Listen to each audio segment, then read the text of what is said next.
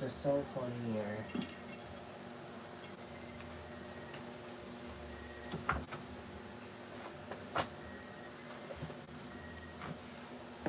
Mag-arrange tas mga sanina guys. Nga wala yung mga gamit. Ang sanina nga araw taghana oh.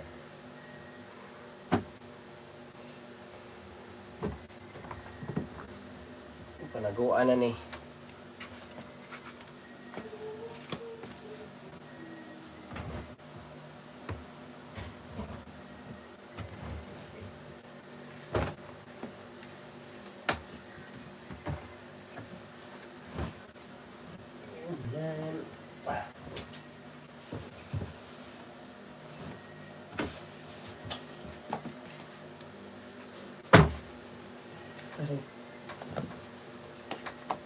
These are my pants, no?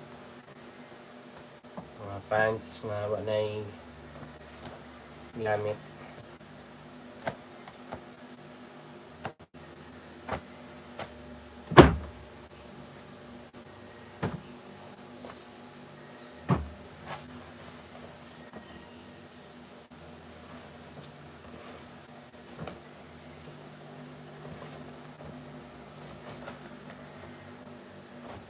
Hi guys, I need your help.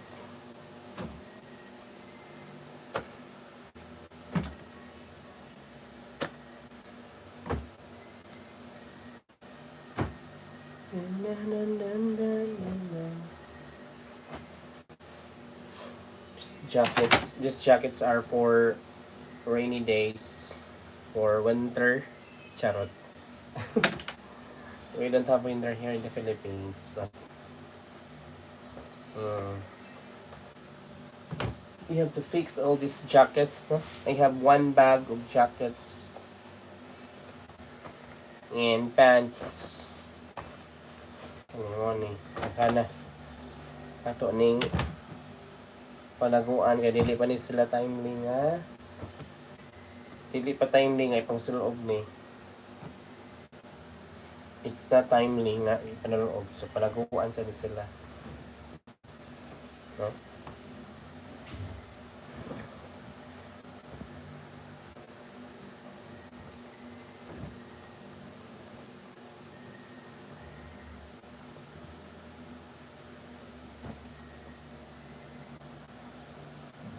Hi, good evening. Hello, Rix Konanan. Good evening. Taga-asa ka, Rix. Diyan, nag-arrange ko sa mga sanina. Guys, aron na ka ng sanina, oh. Kung ano yung ako ipang-arrange. Arrange kay parang kakalat.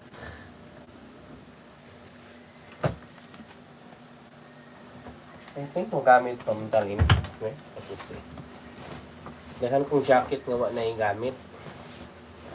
Okay, let's see this one. Oh, maarang po dyan ayo. Jacket, maarang pa. See? Kaya kanindot pa man na ini.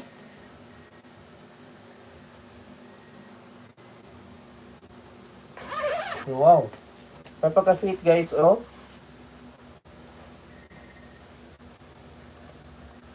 Para pag siyang ka-fit, hindi pa siya ibang eskwela.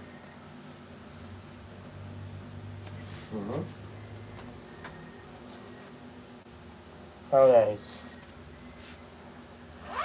So ako na siyang igawas, kaya ako nang gamiton.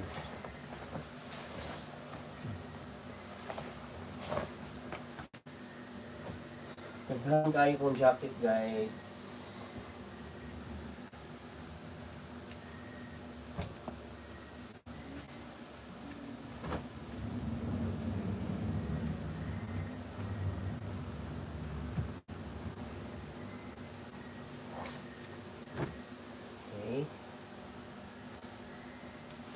Pag gani ko jacket guys, so pang ano siya, pang winter ni na nakatat. Oh nice.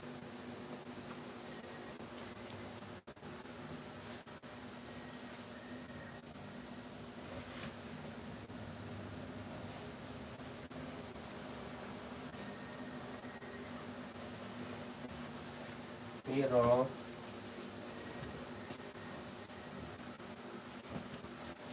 panaguan pa ni sila kay kuan pa, di pa ni magamit ron kay kuan.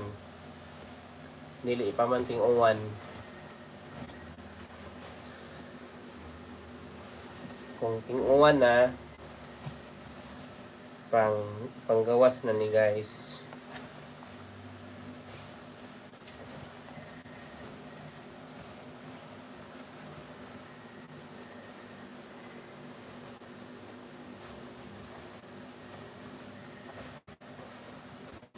Kasi fix panaguan pa ni kay it's na time ni, dili pa siya init pa kadyo ang panahon.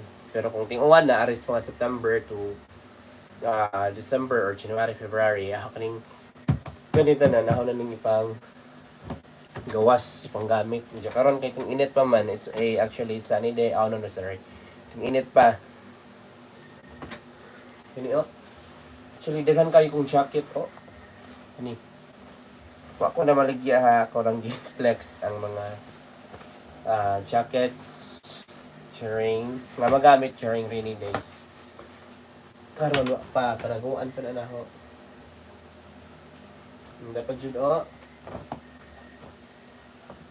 at that. It's a denim jacket. Panaguan pa ni sila.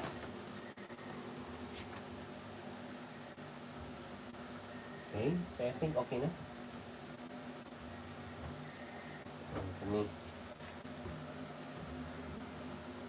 Dapat jud ay. Here, kani baga kayo ni.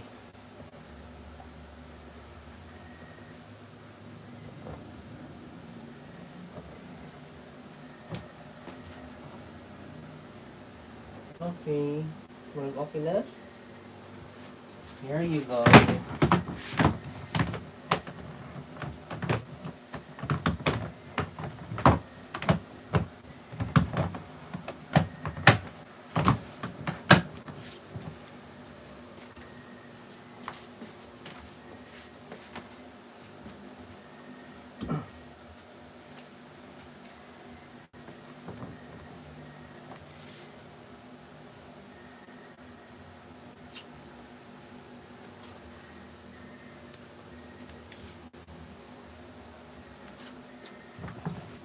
Oh man, this is so heavy. Okay.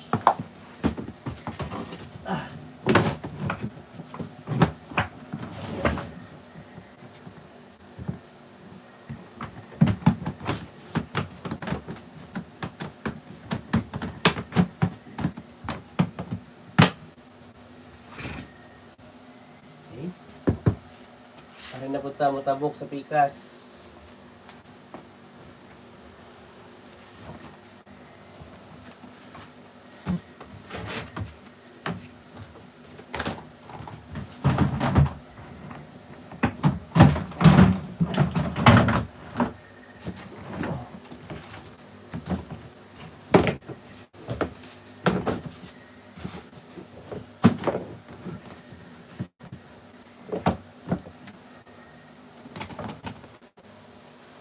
Hey guys, good evening guys.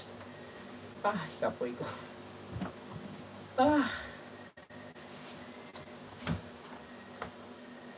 Oh, this is bag for Zoe. Ang lalaon ni. Where bring that one?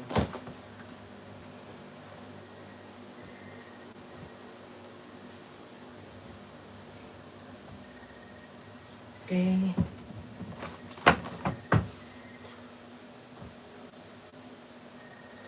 Ini mga sanina nga walay gamit guys. Ani pa mo tangdri actually ra nagana ni.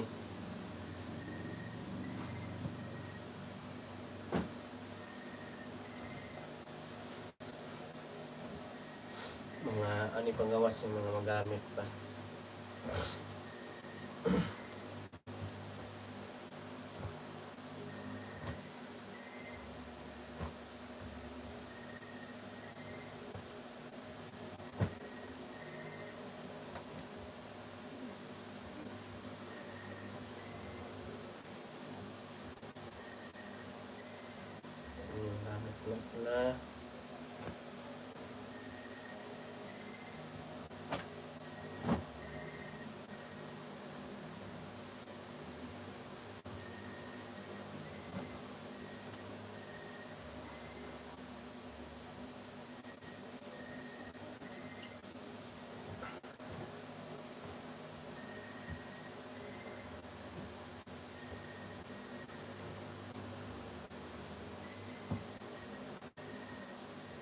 sa hinang yung mga gamit guys. Panaguan ni.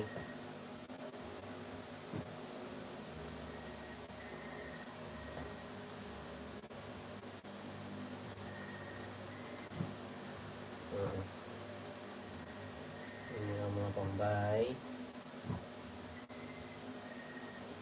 So,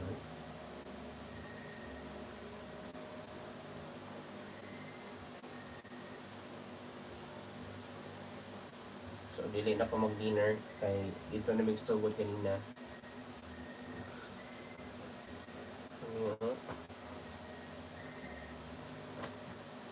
Oh, this is chow.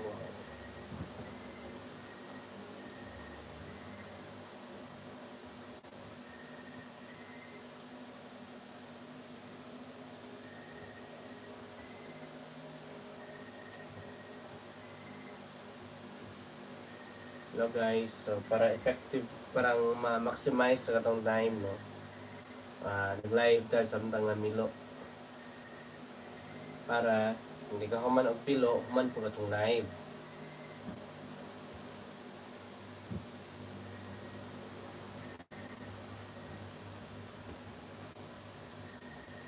Which is good. Ako parang nabikon.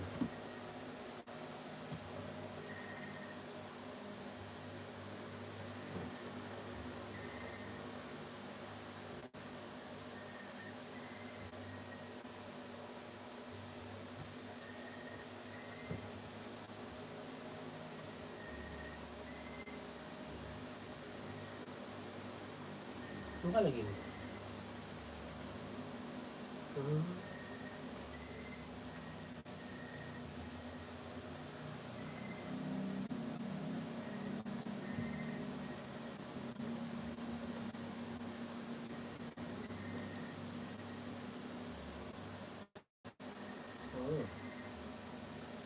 Just a white t-shirt. Hindi ko na siya magamit.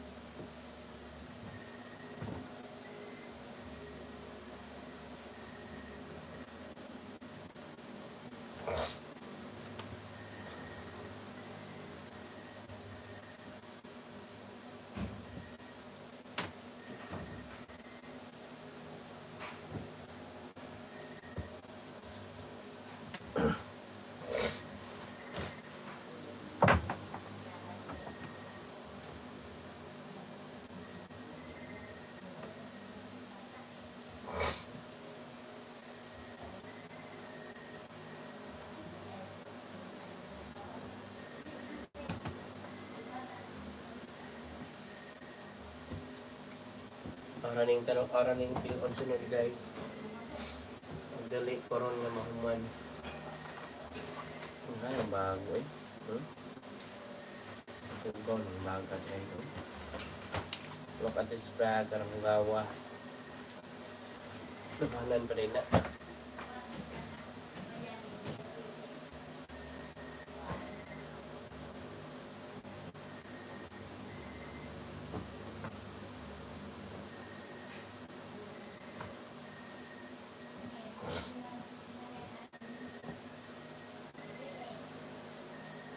Hanapin anon guys. Ay, uwi ani mo sa ninaa.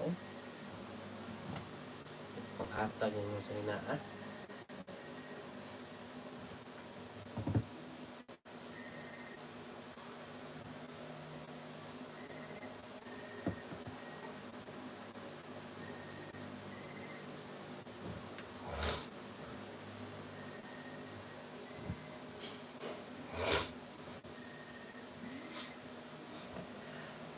Hey!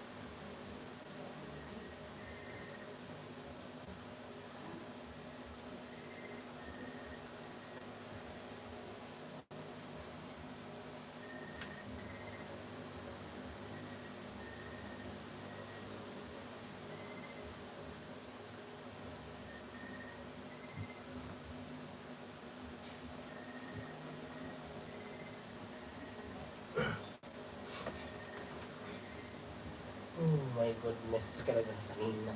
Wow. Ano hindi mong kapoy na sila mga sa ina. Agaba. Eh.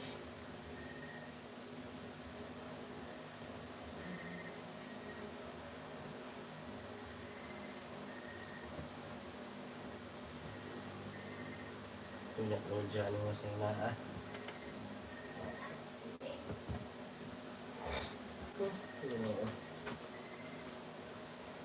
Eh.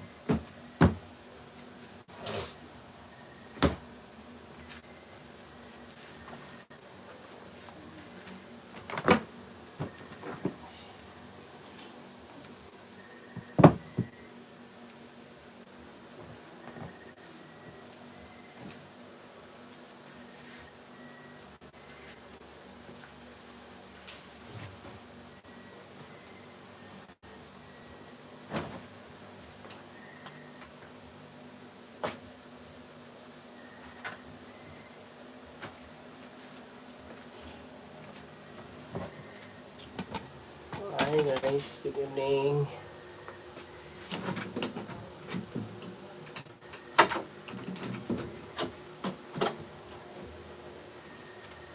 May short no.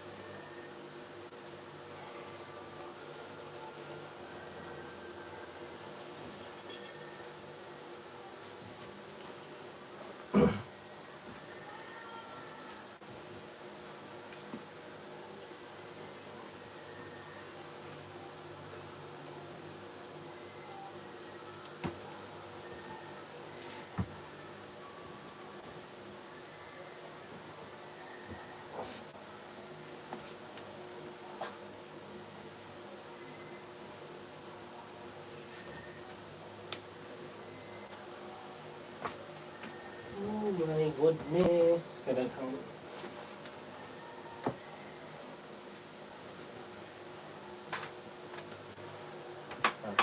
on.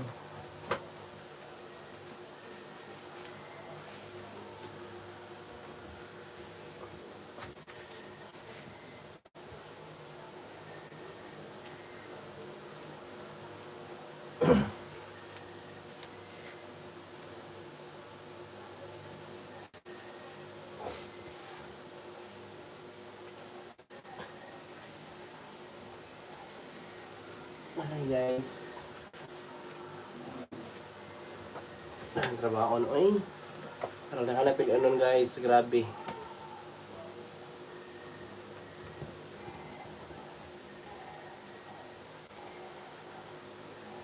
So after my live, after 1 hour ko mag-live. After my live, toothbrush, and then skincare routine, plus maghimo pa ko og questionnaire para ugma. Kaya update sa social media. Hi guys, kaning upat ka buo kaming subscribe, mingtanaw sa akong video. Please support me through subscribing my YT or YouTube channel. Thank you.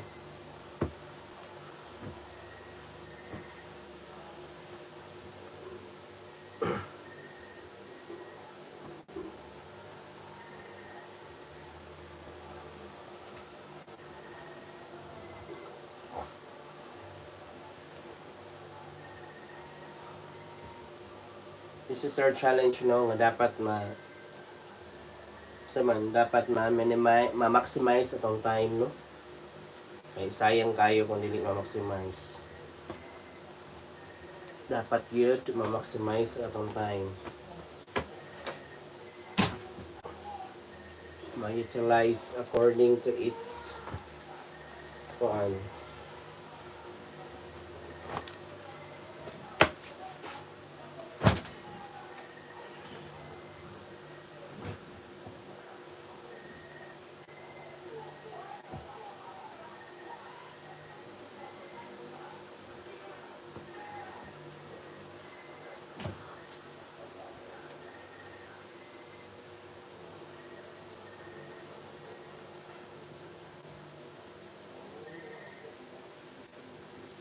Hi to my 7 subscribers. Good night, guys. Taga-asa ka mo, no? Basta unay taga-abroad ninyo or basta unay taga-laing country. Good evening.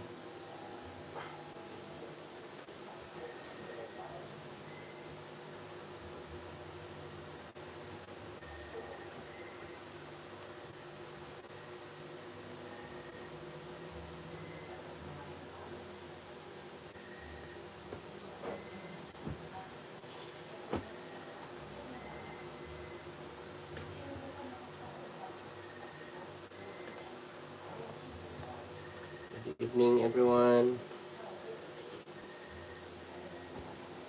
Kani siya mo na akong gihatag sa akong best friend.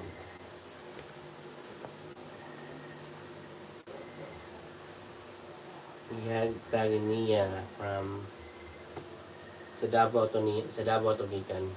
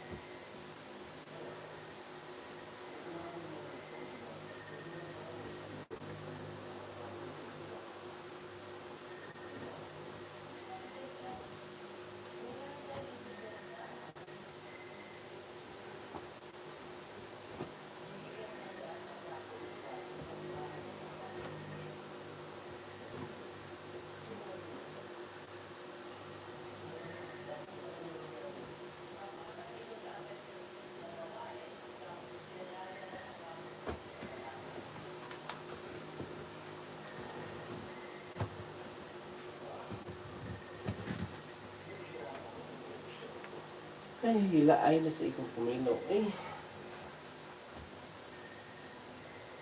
Hoy guys, kalaay kapoy ko gila laay ko ay trabaho ay.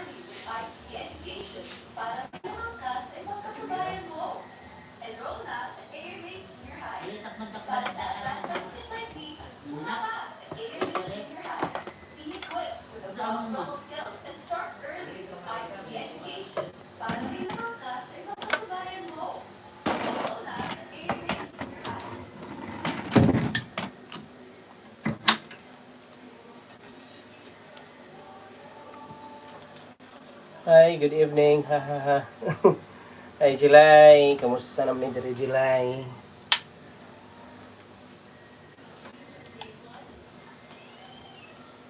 Pa-music ka ulit, guys.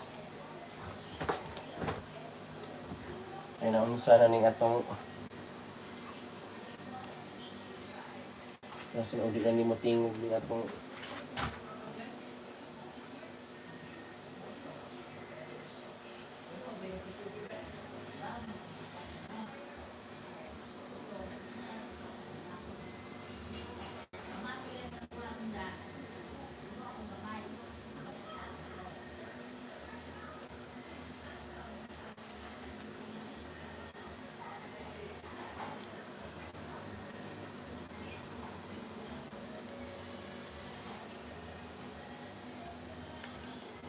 la la la la la.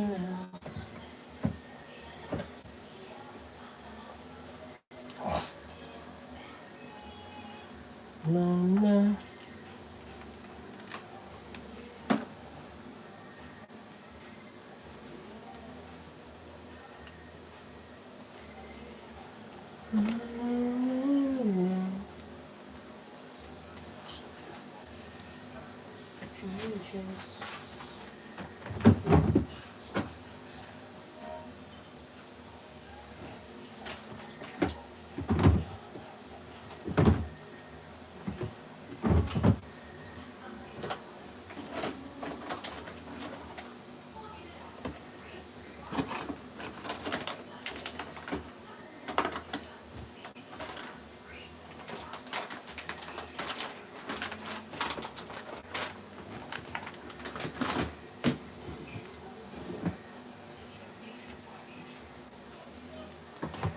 So, gawas ang atong speaker. Magana ka ba?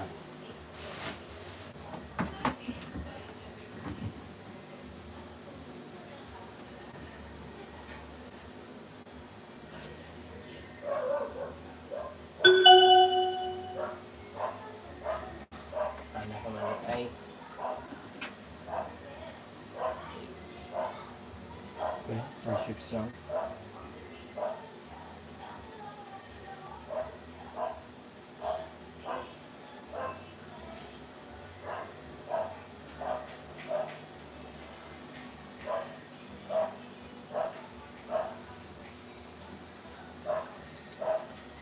Worship song ka later. Pwede ba?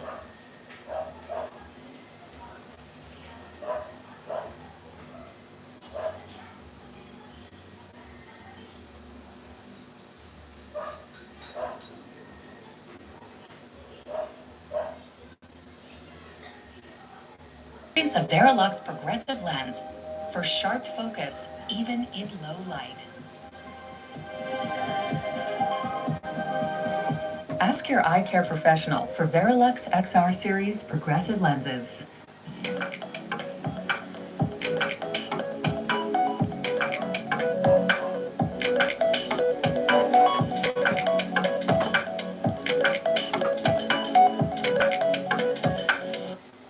As part of their aggression against Iran. The US president is demanding Iran's unconditional surrender after 6 days of hostilities with Israel.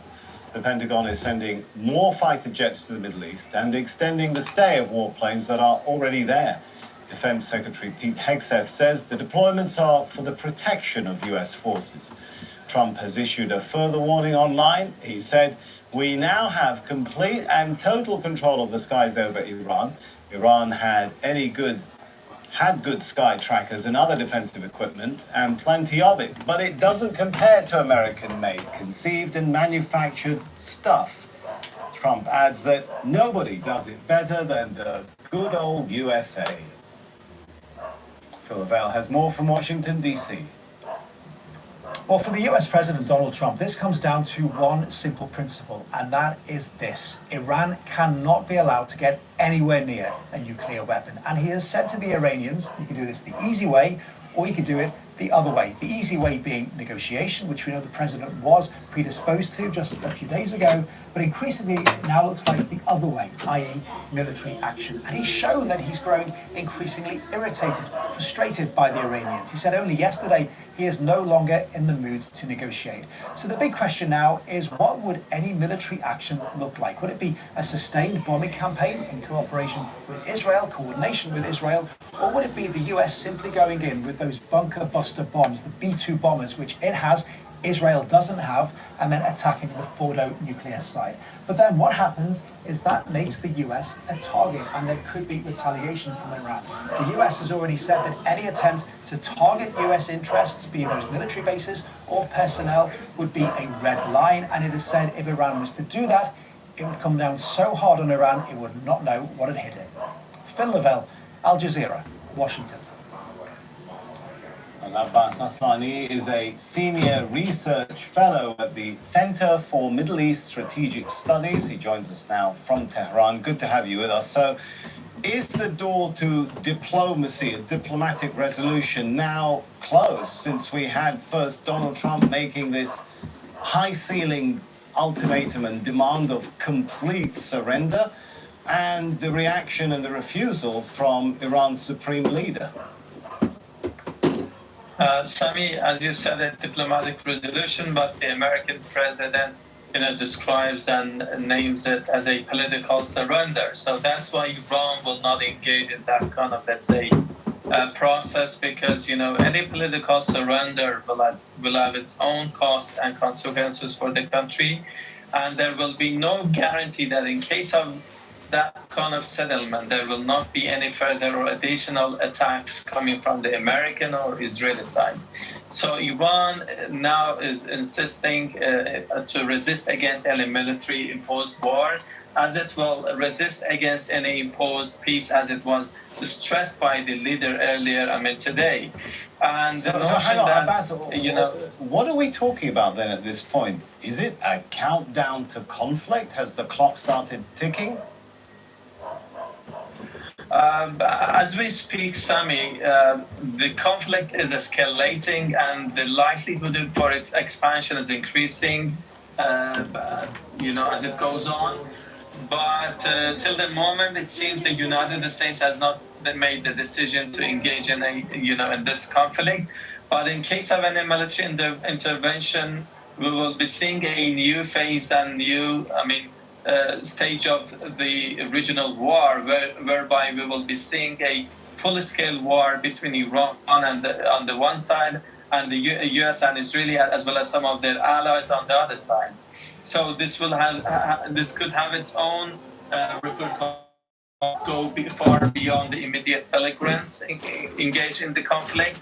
And it could have, repercussions for the regional security, for the non-proliferation treaty, as well as global economy. And those actors beyond the region can also feel the impact.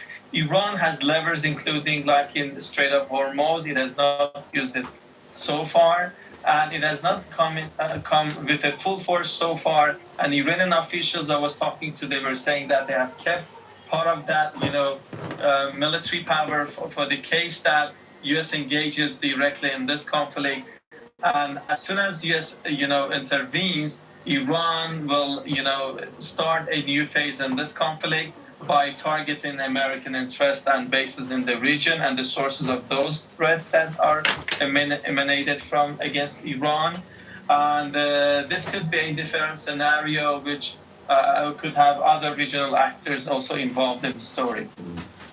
When you say could have other regional actors involved in the story, what are we talking about? What should we understand when we heard the statements from the spokesperson of the Iranian Foreign Minister, Ismail Baghai, who was speaking exclusively to Al Jazeera, the first live television interview an Iranian official has given since the beginning of this round of the conflict, when he talked about bad consequences for the international community? Are we talking about things like strikes on energy, oil fields around the region, as well as the bases you mentioned? Are we talking about the deployment involvement of some of Iran's allies, like Hezbollah?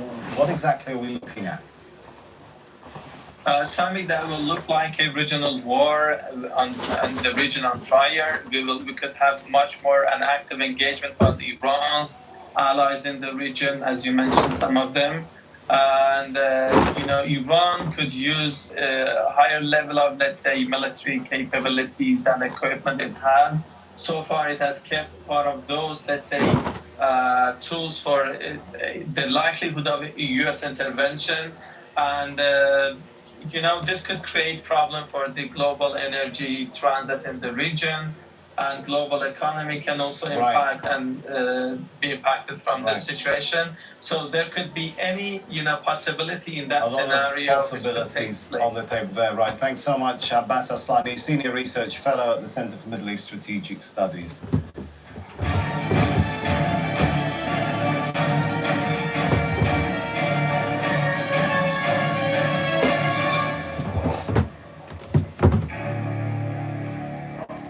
Well, at least 47 Palestinians have been killed across Gaza on Wednesday, many of them waiting for food. Israeli forces yet again opened fire at crowds near a distribution centre, killing 14 people and injuring dozens of others. Another 8 Palestinians were killed in a strike near the Rafah distribution site, operated by the US and Israeli-backed Gaza Humanitarian Foundation.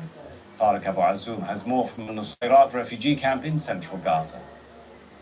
I'm right now on Salah ad-Din Road, and this is the northern end of Nusayrat refugee camp that leads to the so-called Netzarim corridor. At the end of the site, we can see that the Israeli military ground forces, alongside with military tanks, have been deployed, oversighting the distribution operations led by the controversial Gaza Humanitarian Foundation. This street is usually filled with hungry crowds who are trying desperately to go to the designated aid centers that have been recently formed. They are trying to get any kind of food supplies and food boxes provided by Gaza Humanitarian Foundation. People and eyewitness accounts have confirmed that this road has turned into a new corridor of death and horror instead of being a lifeline for the already stripped population. Since the establishment of the controversial Gaza Humanitarian Foundation, hundreds of Palestinians were killed and injured, and they have told us that they have chosen not to stay and to starve in their temporary shelters, but to take the risk in order to get food supplies in this dangerous road that is leading to the designated aid distribution centers. For many Palestinians, this new aid mechanism has been massively criticized, citing their concerns about the safety, but they continue to say that they will keep going to these aid distribution centers as long as all restrictions on UN aid agencies have been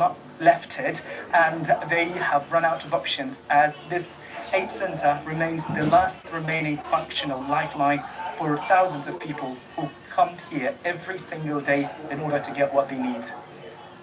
Tariq Abu Azoum, Al Jazeera, from a Nusayrat refugee camp, Palestine. Well, that's it from me. You can get much more on our website, aljazeera.com. Inside Story now.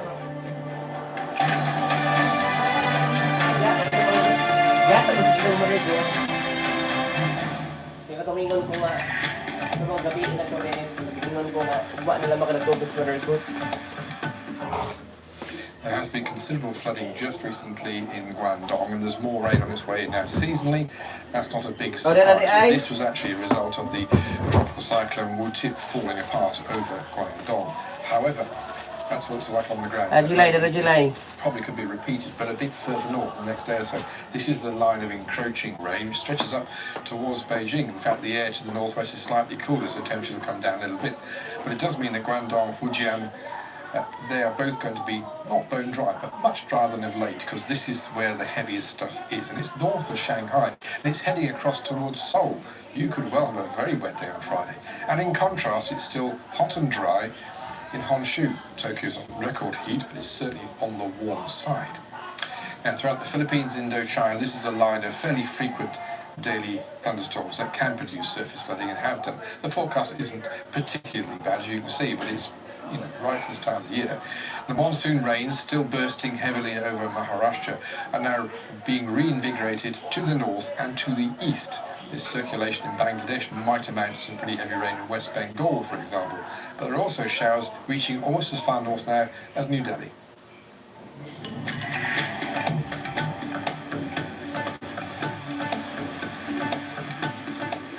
Donald Trump joins NATO leaders at their annual summit. He's expected to demand more military spending as European members seek to preserve unity. But with growing divisions over the Ukraine war, can that unity hold? And what does the president's open disdain for the alliance mean for its future? The NATO summit on Al Jazeera.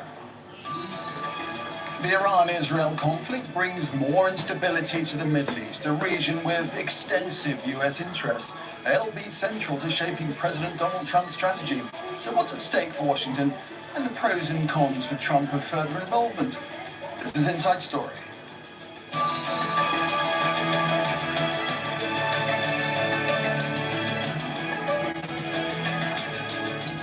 Camille.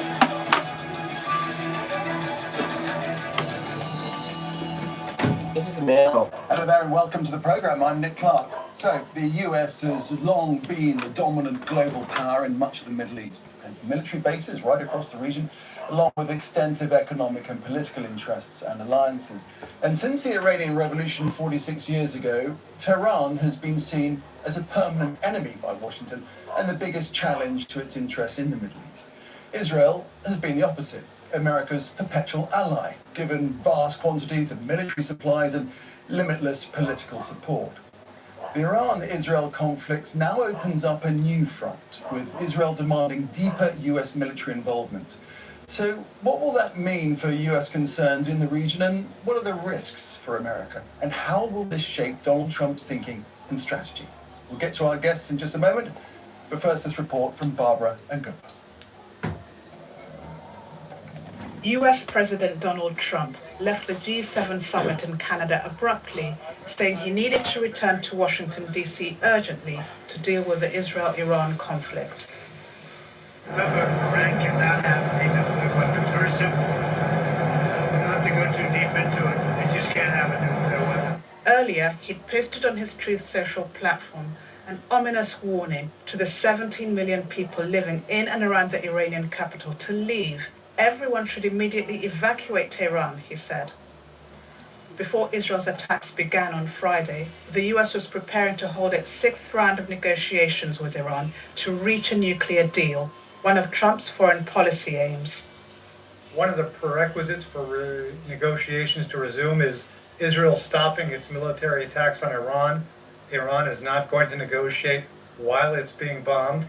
And as far as I can tell, Israel sees no reason to cease bombing at the targets it's selected. The US is Israel's top ally, providing arms, financial and political support. But Trump has repeatedly pledged to end US involvement in foreign wars, presenting himself as a global peacemaker. Israel is urging the US to become directly involved. However, some among Trump's Republican Party support base are uneasy.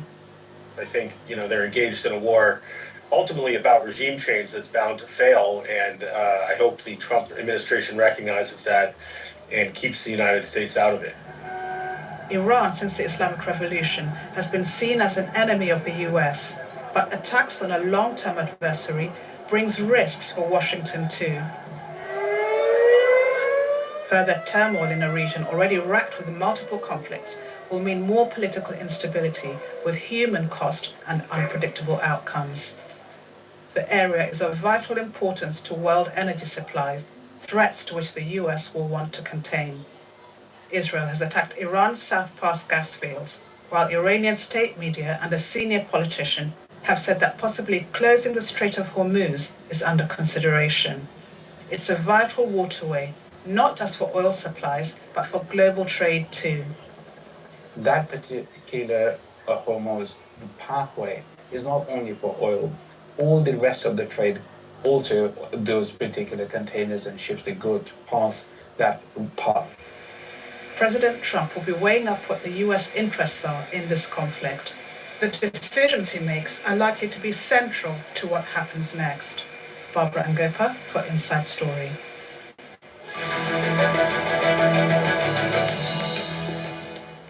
All right, let's take this on with our guests now. They're all joining us from the United States in Washington, D.C. Trita Parsi, Executive Vice President at the Quincy Institute for Responsible Statecraft. In Alexandria, in Virginia, P.J. Crowley, a former U.S. Assistant Secretary of State.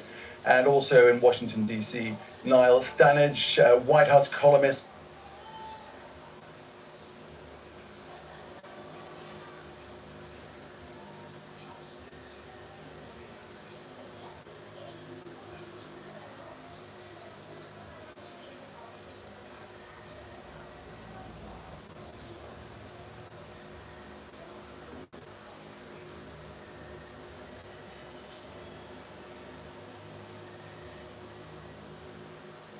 Not surrender and will not accept imposed war or peace.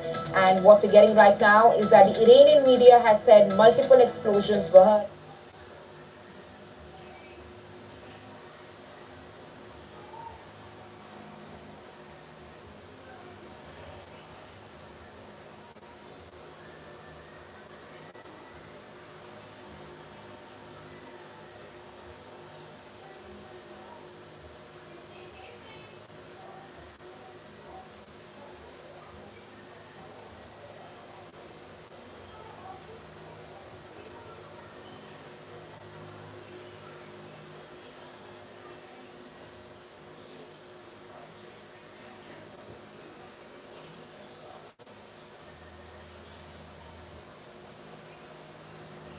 Oh, napagod sa school?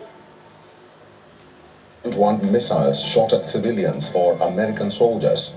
Our patience is wearing thin. Thank you for your attention to this matter. And again, he tweeted 2 words, unconditional surrender. So this is what the United States President has been posting over the past few minutes. Let's talk to our correspondent Susan Teherani, who's now joining us live. Susan Teherani, what do you make of this posts by the president? So the question now remains whether or not the United States has officially entered these strikes against Iran with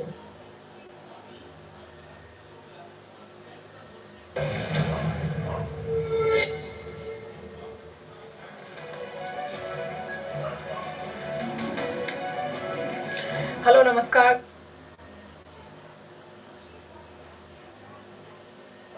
This is First Post and you're watching Vantage with me, Palki Sharma.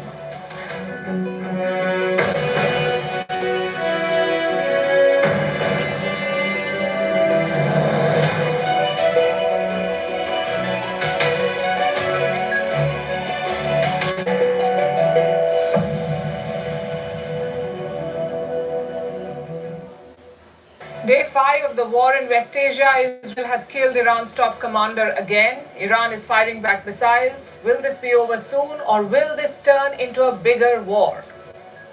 That depends on Donald Trump. He's left the G7 summit in Canada to return to his Situation Room in Washington.